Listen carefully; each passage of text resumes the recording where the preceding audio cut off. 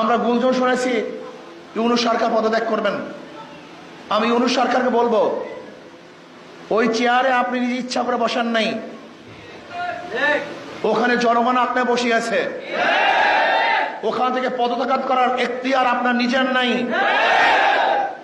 ওখানে যারা বসিয়েছে তাদের অনুমতি ব্যতীত, তাদের আশা এবং আকাঙ্ক্ষার প্রতিফলন ঘটানো ব্যতীত আপনি ইচ্ছা করলে সেখান থেকে চলে যাবেন, এটা শান এবং মানের সাথে সামঞ্জস্য হয় না। এটা আপনার শান এবং মানের খেলা। জনগণ তারা মুক্তি পাওয়ার জন্য, স্বাধীনতা অর্জন করার জন্য, শান্তি পাওয়ার জন্য, নিরপেক্ষ নির্বাচন উপহার দেওয়ার জন্য, বৈষম্য দূর করার জন্য, গ্রহণযোগ্য নির্বাচনের জন্য আপনাকে ওখানে বসিয়েছে। মানুষ সংস্কার চায়, সংস্কার করাবার জন্য আপনাকে বসিয়েছে। আপনি ইচ্ছা করলে পদত্যাগ করবেন, ইচ্ছা করলে ছেড়ে যাবেন, ইচ্ছা করলে গদি ত্যাগ করবেন।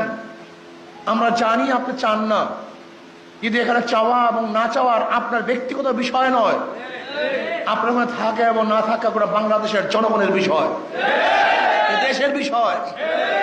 কাজে ইউনূস সরকারকে বলবো, কোনো অবস্থাতেই আপনি এমন সিদ্ধান্ত নেবেন না যে সিদ্ধান্তের মাধ্যমে ভারত খুশি হবে, ভারতের প্রত্যেকটা জনগণ হাসবে, মোদী সরকার খিলখিল করে হাসতে থাকবে।